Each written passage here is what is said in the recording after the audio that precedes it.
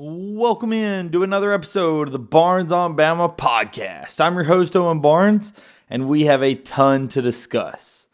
So, we're going to talk about the NFL draft, where Alabama saw 7 players get selected, including 3 in the first 2 days and 2 first-rounders.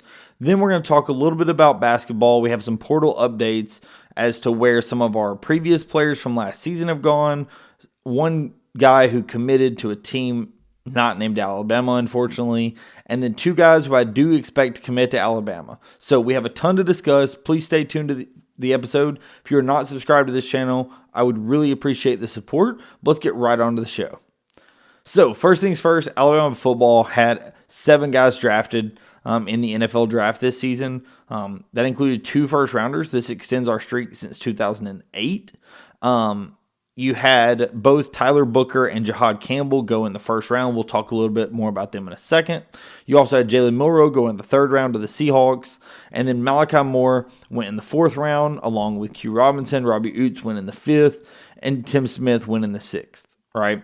You also did have 3 guys sign as undrafted free agents, with James Burnham, Neelan Hibbett, and CJ Dupree. The only guy who went undrafted and unsigned, at least so far, was Graham Nicholson, the kicker, right? So you did have some guys have a lot of success in the NFL draft, signed with some really good teams, obviously some really nice paydays and some really nice, draft for these guys.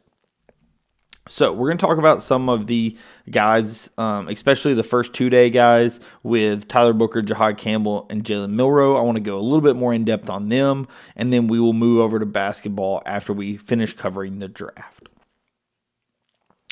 So as I mentioned, Tyler Booker went in the first round. He went 12th overall to the Dallas Cowboys.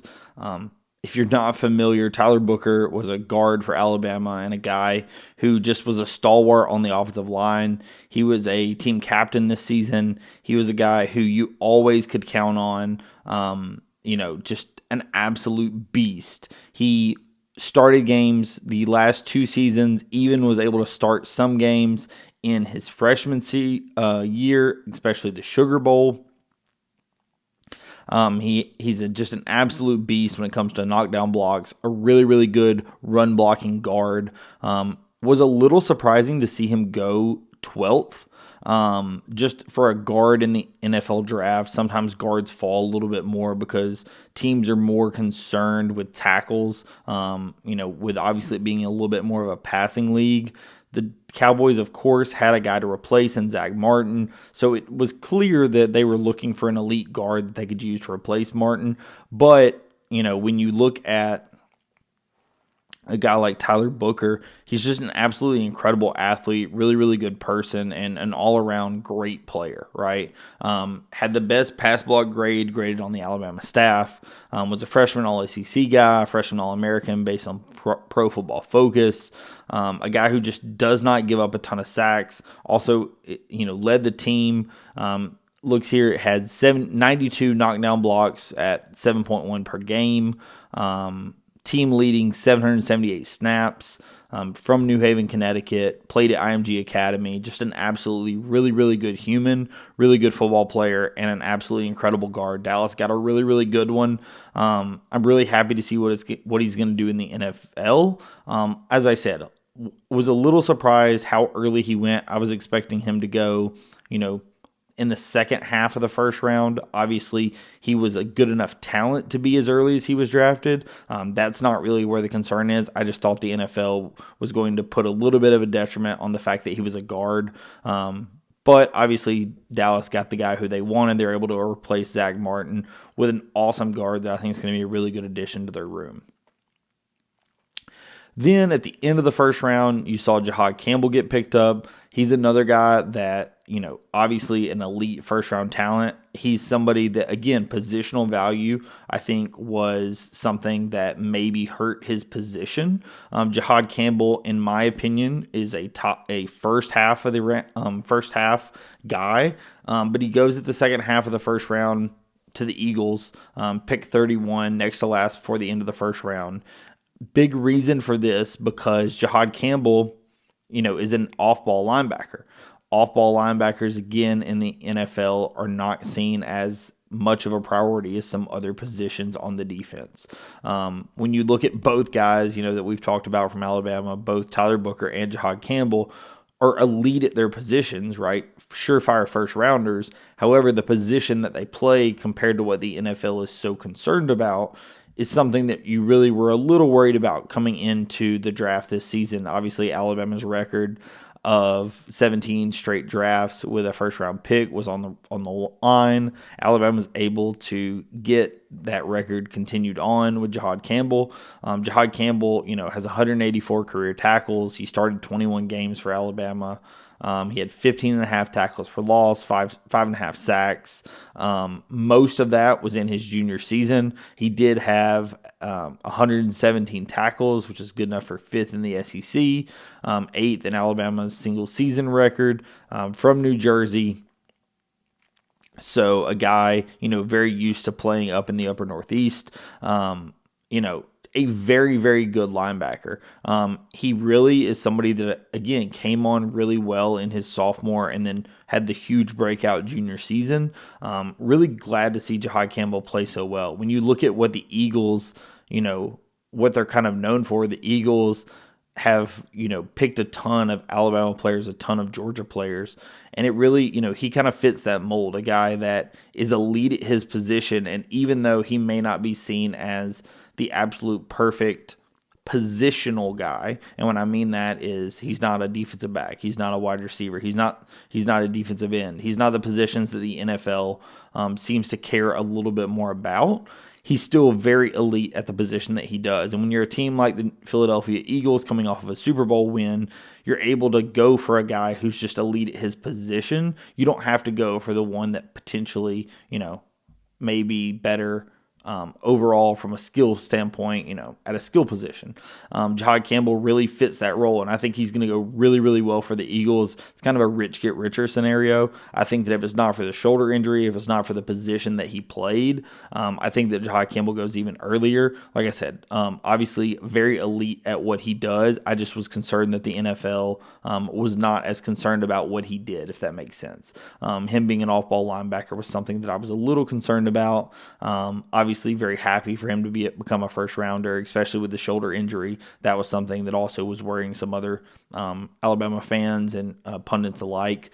But obviously, great to see Jahad Campbell get the pick to go to the Eagles. They got a really good one. Again, another guy that I think the Eagles fans are going to absolutely love. He's been a stalwart in Alabama and a very, very good player. Then, probably the most controversial player from Alabama's roster last season, Jalen Milroe gets picked. And he goes third round, 92nd overall to the Seattle Seahawks. And this came as a little bit of a surprise to some people, partially because it was before guys like Shedeur Sanders, Quinn Ewers, some guys that, coming into the season and depending upon draft pundits, was higher ranked than him. I think that Jalen Milroe deserves the ranking and the place where he got. It would not have surprised me if he had gone a little earlier. But I also look at Jalen Milroe as a guy who needs to be a backup in the NFL to start his career and learn a few more things before he gets thrown into the starting role, right? I think Jalen Milroe has the skill and the ability to succeed in the NFL. I think a lot of that has to do with his work ethic. I think a lot of that has to do with what he knows he needs to do to get better. I saw something earlier today where Milroe was asked by one of the teams, like, what do you need to do to get better? What are you good at? And he goes, how long do you have? And he starts listing off all these things that he's not very good at or, needs to work on. And the team asked him, like, do you think it's a bad thing that, you're listing off all these things? Are you not worried that you're telling us all these things you're working on? And he said, if I didn't list them off, it's almost me pretending you don't know how to watch film. Like, I might as well just tell you what I'm working on because, I want you to understand that I know that I have flaws, right? And that's a perfect answer, right? When you're looking at a quarterback, when you're looking at any player in the NFL draft, they're not going to be perfect, right? Even the number one overall pick has things he needs to work on. That is how sports works. That's how everything works, right? So having a guy as self-aware as Jalen Milroe to know that even though he did lead the Alabama football team very well. He has things he needs to work on. He knows that. That's something that really stands out to a team, right? That leadership quality and that ability to know where you stand and some of the things that you may need to work on. Two-time permanent team captain, right? Was a captain the last 2 seasons. 2-year starter at quarterback. Was 5th in program history in total yards, over 7,500. Averaged almost 200 a game, 78 touchdowns. Through the air, 6,000 yards and 45 passing touchdowns, which are both 7th all time. For on the ground, he has 3,500 rushing yards. Just absolutely incredible with the ball in his hands is the best way that you can describe Jalen Milroe. When we look at the ups and downs, right, we can all talk about some of the great games and some of the poor games from Milroe, and I think those were talked about a lot during the draft process.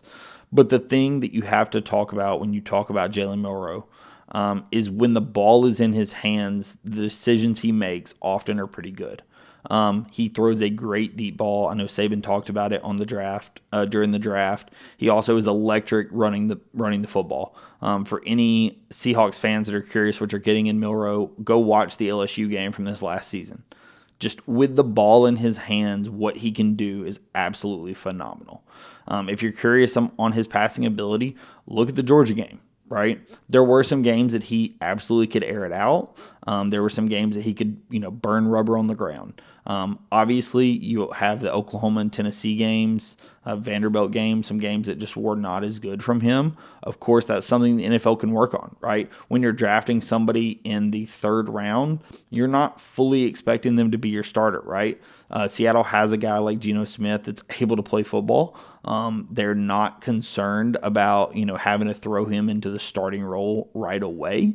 But he is somebody that's going to be able to sit behind, learn. They have a quarterback room that's absolutely stacked. They have a ton of guys in that room. So it's a situation where they're going to be able to learn and play together. And I think that Milroe in time can be a very good NFL quarterback and do really good things, because I think that the ability he has with the ball in his hands and on the ground is something that just isn't coachable, right? I think that they can work on some of the passing things and some of the mentals maybe, but what he can do on the ground with his legs is just phenomenal, and I think it's going to have him on the field more often than you might think.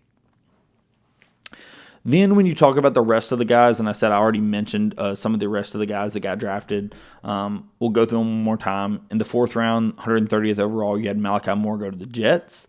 Then you had Q Robinson drafted 134th in the 4th round to the Broncos. Robbie Oots joins Jalen Milroe with the 5th round, 175th pick at the Seahawks. And then Tim Smith goes to the Colts at 190th in the 6th round.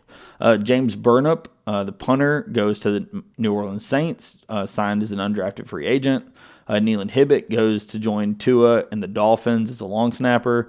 And then C.J. Dupree goes to New England as a tight end. So really, really good for all the guys that got drafted, that got signed. Obviously, a great time of the year for Alabama football. Part of the great thing about this is when you're looking at the guys for Alabama football, this was a fairly easy draft for us, right? As Alabama fans, you were a little concerned about how teams were going to address Tyler Booker and Jahai Campbell just due to their positional value. But when you saw that they get drafted in the 1st round, now you're just looking for Milroe, and then it's really kind of a calm draft, just seeing where the guys end up going, right? Because the guys who returned this past season, you're not as worried, oh, did this guy make the wrong decision to come out early, right? That's something that you can make an argument, a very easy argument for a guy like Quinn Ewers. Did his decision not to come back to college cause him problems, right? Potentially, right? Then you look at a guy like Isaiah Bond, right? You can question his decision. Obviously, there were external factors that, I'm not going to discuss on the show, but you can look them up. Part of his reasoning for going undrafted is definitely due to those factors. However, him leaving and going to Texas may have also impacted his draft stock, right? He, is potentially a 1st round, 2nd round, 3rd round guy when he's at Alabama. I think a lot of it had to do with him talking smack about how fast he was going to run in the at the combine, and then just did not have the speed that he perceived himself to have. And then obviously the external off the field factors cause him to go undrafted, right? So I think there's a lot of things that you can think about. But from an Alabama perspective, I think as fans, we watch this draft, we're able to see some of our favorite players get drafted, and we're able to kind of have a relaxing draft all in all, because we were not super concerned with, hey, like this guy didn't get drafted and he should have came back for another season, right? This was a pretty clean draft from Alabama fans' perspective, and it was really good to see the guys get picked up that were able to do so. So we're going to shift over to Alabama basketball. We do have some updates as it relates to the transfer portal, and then we will get out of here. So first things first, as I record this on Monday, April 28th, I know I had an update on the last episode talking about how Alabama was trying to get Cedric Coward to visit. Duke was doing the same. We were both in the final two. Unfortunately, Duke was able to get him to visit first. And as often happens, Duke was able to close on the visit. Right? Alabama pushed very hard to get him to visit Alabama first.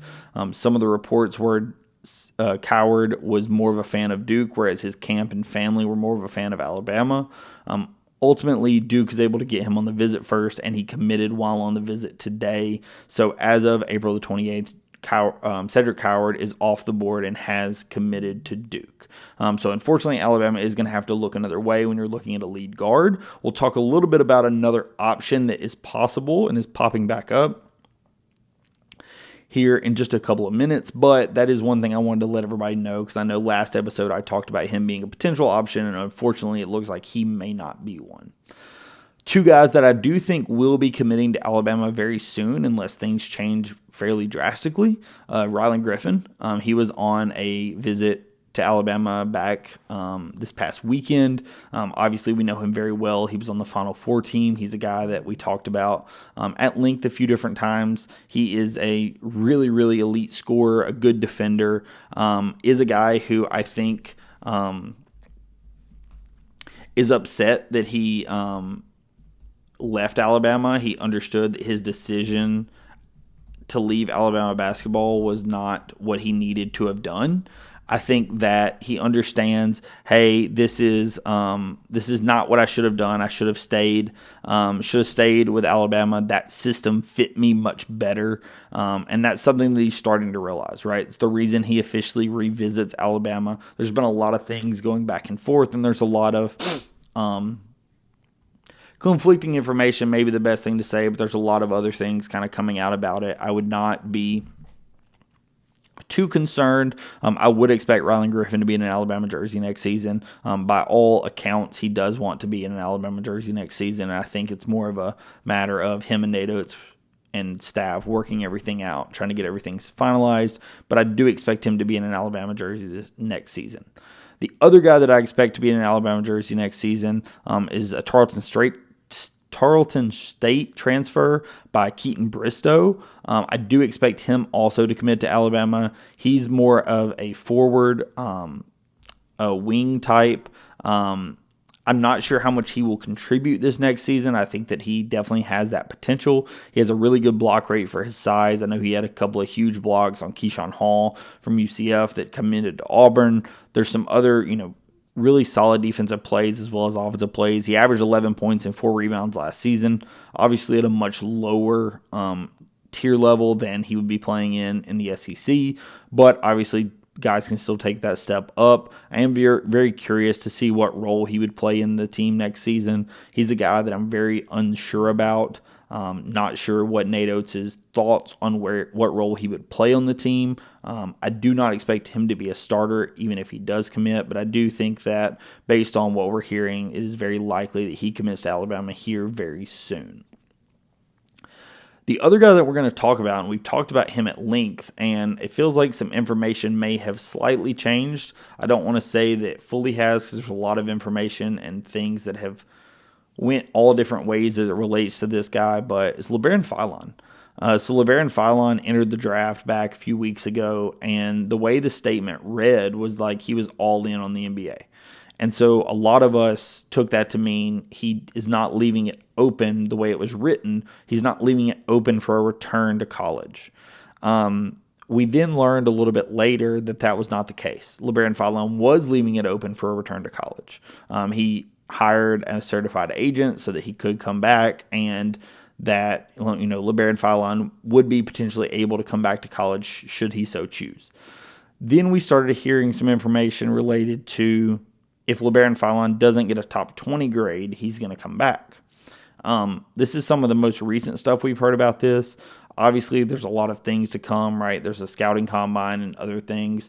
Previously, I had thought that Alabama as a team and staff was pretending, or I'm going to say operating under the assumption that LeBaron Fallon was not coming back. That was a big reason why Alabama was going after Cedric Coward and such. But it's starting to feel a little bit more like an LP return is possible. Obviously, it would be a great thing to see. I think that another offseason with LeBaron Fallon and him knowing the system and being able to play a different role without Mark Sears would be a really good thing for him.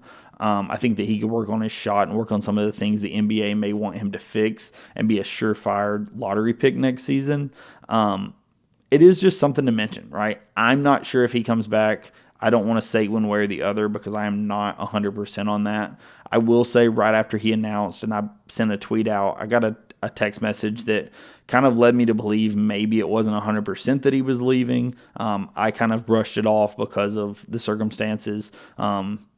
It's definitely possible that he comes back. I still need to see it to believe it, because if a guy is going to go at the end of the first round or worst case, very beginning of the second, and wants to continue his dreams of the NBA, it's going to be tough to see me, think that he's not going to want to stay in the draft to get that position.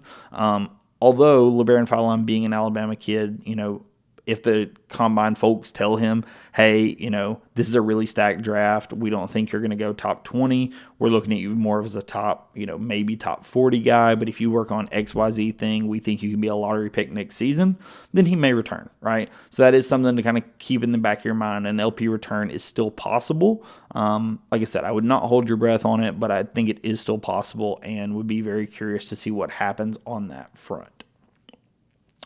The last thing that I'll talk about is I want to discuss the 4 guys that left Alabama this last season. They were with us this past season. They all entered the transfer portal. They all 4 now have portal destinations. You have Darion Reed that just announced today that he is committing to Porter Moser in Oklahoma. Jaron Stevenson committed to Hubert Davis in North Carolina. Mo Diabate, we discussed previously, committed to University of Kentucky and Mark Pope, and then Nas Cunningham went to UNLV. Obviously, with Darion Reed and Mo D being interconference, we will play them next season. Depending upon how the SEC-ACC Challenge happens next season, if it's a North Carolina return trip to Coleman, we may play 3 of the 4 guys next season. So just a heads up, those guys have all chosen their transfer portal destinations. The Jaron Stevenson one does not surprise me at all. Obviously, him being a legacy at North Carolina, his mom playing there, being from Chapel Hill, that one makes 100% sense. The Mohamed Diabate, when you understand the finances surrounding that one, it makes a little bit more sense. The Oklahoma one is a little surprising for Darion Reed. I know his family was a huge reason for him entering the portal, and I was under the impression that they would have wanted him to be closer, and he's from Georgia, so Georgia felt like the place to kind of think of starting out, and then him going further away in Oklahoma, that one definitely surprised me. I'm curious of the fit there. And then Nas at UNLV, I'm very curious to see what he does at a slightly lower level. I think this is a much better fit for him, and a guy who is going to look to prove what he's worth at a lower level program and see if he can maybe come back to higher level Division I. So that's what I have to talk about. Like I said, not the longest episode today, but obviously a lot of things that need to be discussed. The NFL draft being some of the most important, and then the updates as it related to the basketball transfers that have decided some locations, as well as a couple more that seem to have decisions on the horizon. So, as always, I'm a part of the Believe Podcast Network. I really appreciate you. If you have not subscribed to the show, please do so. It really does help out the channel, whether you're on Apple Podcasts, YouTube, Spotify, however you find the show. If you would subscribe, leave a comment, rate the show, anything, it does help out the algorithm. I do appreciate it. As always, if there's anything else you need or are curious about, throw it down in the comments. I appreciate all the support, and I will see you in the next episode. Peace.